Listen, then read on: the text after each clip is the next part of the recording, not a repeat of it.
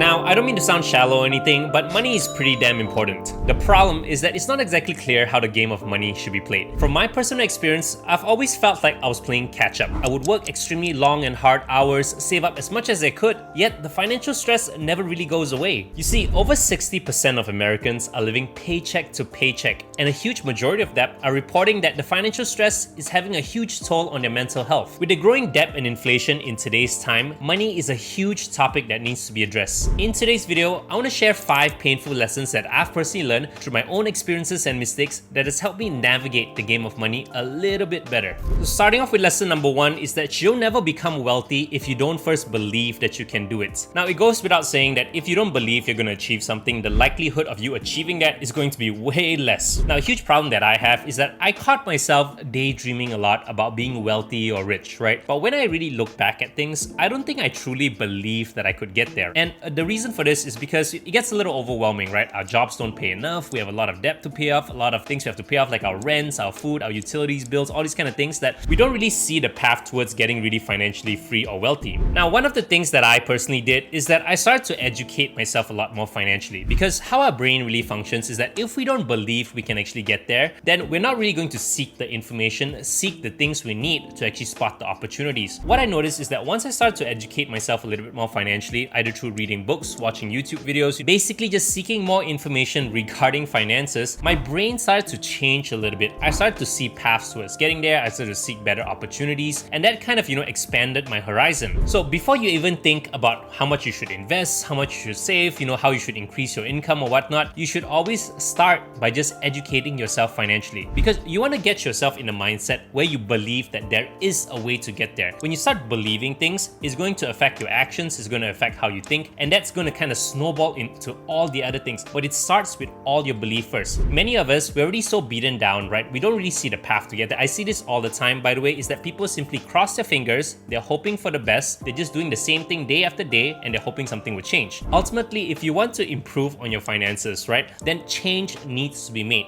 And change is only made if you're actually seeking the information on what changes needs to be done, right? So financial education is extremely important, not just to know what to do, but to actually start believing that you can do it. Lesson number 2 is you'll never make enough money by simply working. Now, this is a huge trap that a lot of people fell into, me myself included, is that I felt that if I work longer hours, if I work harder, then everything else is just going to work out, right? But that's not exactly how things work, because we need to take into account the other factors of finances, the other part of the equation, which is going to be how much you spend and how much are you investing. So let's talk about spending first, because if you think about it, if you're making $1 million, and that's a lot of money, right? But you're spending $1,100,000, then you're never exactly going to be financially rich, right? Because every single month you're going to have pay off $1,100,000, but you're only making $1 million, right? So you're constantly in debt $100 right there. So this is a huge reason that a lot of really famous and successful people, right, they end up still going bankrupt, and this is because of the issue, because of overspending. And it doesn't really help that our world currently, it encourages a lot of spending through credit,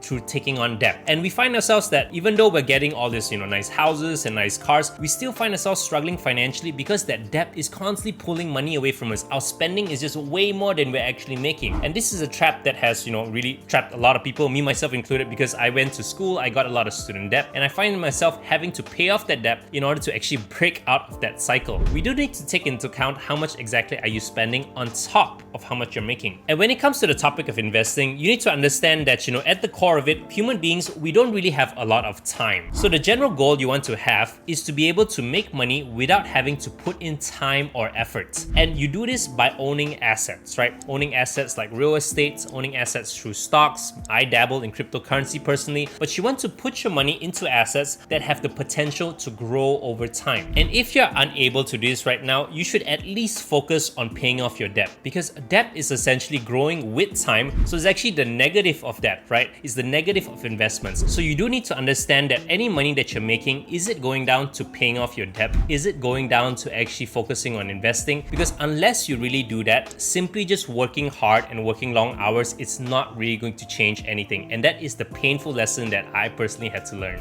And that's actually a great segue into lesson number 3, in that it's scary to take a risk, but it's even scarier to not take any risk at all. Now, Now, for many of us, and me growing up in an Asian household, I don't mean to stereotype, is that, we tend to be extremely frugal with our money, right? We feel that any money that we make, we simply need to hoard it, keep it safe, don't really do anything with it, and that's going to set us up for a long run. In previous generations, that may have been fine, but right now, in today's era, there is very, very huge inflation right now. If you're simply just storing your money in the bank, not doing anything with it, then you are losing money through inflation. So we need to understand that at this time, especially in your 20s or your 30s, we need to be a little bit more aggressive. And keep in mind, this is just my opinion and stuff, this is not financial advice, but we need to take on a little bit more risk, because if you don't take any risk at all, the risk is on you actually losing that money, right? So if you're in your 20s or your 30s and you don't really have a lot of, commitments yet, maybe you aren't married yet, you don't really have kids, then you are in a position where you have the privilege to actually take on more risk. So me personally, I take on risks by actually, putting my time into making all these videos,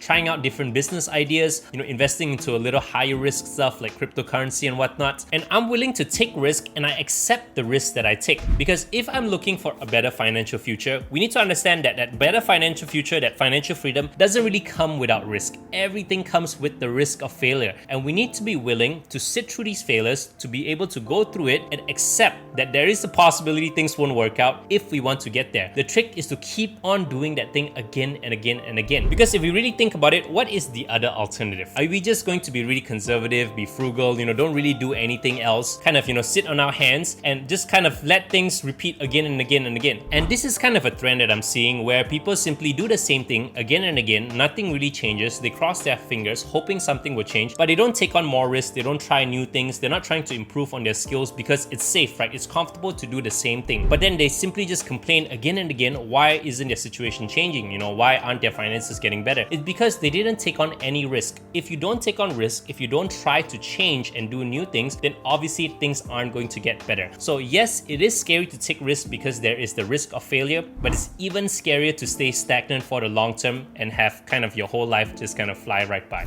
Oh, and by the way, if you're enjoying the content up to this point, don't forget to smash the like button. It's the easiest way you can let me know this kind of content is hitting for you. It's stuff you want to know about, and it also makes it a little easier on things I need to research on and share about when it comes to the next video. So back to the video.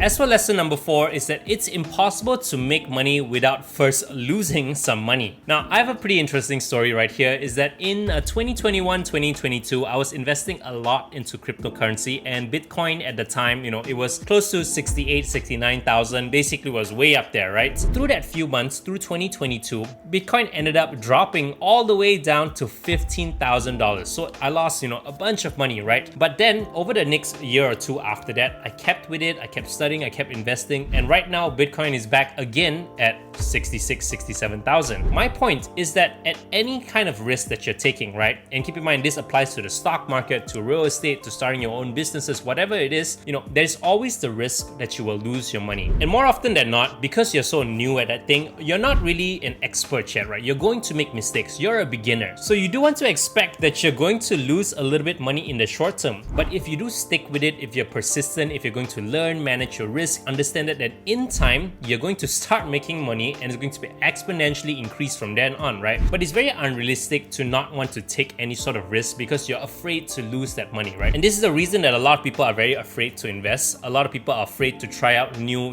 jobs or new business ideas because they're simply afraid of the fact that, what if I lose money doing that? What if that, opportunity doesn't really work out? Then I'm kind of going to be stuck, I'm not going to be able to manage financially. You need to at least make sure that you're taking care of your basic expenses, and then any extra there, you need to try out a little bit of risk, right? And just really be okay with failure. It's really, really difficult. Keep in mind, I'm kind of saying this because I've experienced it before, but it's extremely difficult to actually lose money. It's this psychological thing, right? Like it feels good to make money, but it feels extremely bad to lose it, way worse than actually making that amount of money, right? So what you really need to do is you need to detach yourself a little bit from money. Like it is a tool, right? And you need to understand that time and effort over time is going to pay off, and you need to believe. And that is why it's so important, again, back to lesson number 1, to believe you can be wealthy. Because in the short term, any sort of fluctuation where you lose a little bit of money, you want to think about it as lessons, take it as learnings, and then apply what you learn to actually keep on improving on that thing. In time, things will get better, but oftentimes it takes a lot more time and you will lose money in the short term before you actually get there. And lastly, lesson number 5 is that money doesn't buy happiness. I wanted to end it on a slightly happier note here because we need to understand understand that even though you're making all the money in the world, it doesn't necessarily mean you're going to be happy. Now, keep in mind that if you're in a really stressful financial situation, then yes, money will bring you happiness because it's going to solve a lot of problems. But once you get your basic needs met, any extra amount of money is not really going to change much of your happiness. Money is extremely important because it helps you do one thing, and that is to buy your freedom. And I personally figured out that it is really not money that I want. I simply want the freedom in order to do the things that I want to do. So what does that mean? It means that whenever you're doing your day-to-day stuff, your goals, right? You don't want to tailor it specifically to make money. You don't want to just simply work a job simply because it makes you a lot of money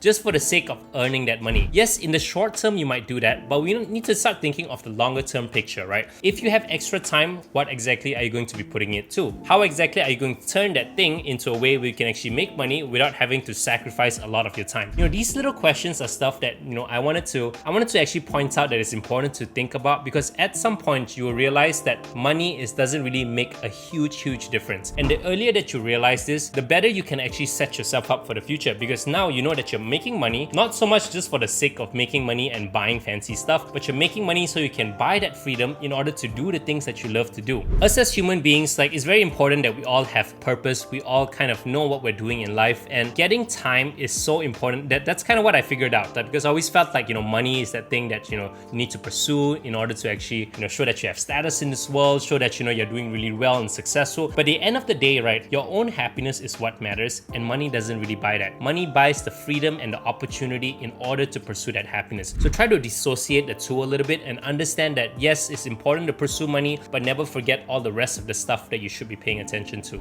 That's about it for the video today. Thank you so much for watching. If you enjoyed the content, don't forget to like and subscribe to the channel, and go ahead and check out this video over here for more content just like this. As always, my name's 𝗧𝗶𝗺𝗀𝘀. Thank you so much for watching, and I'll see you guys in the very next one. Take care.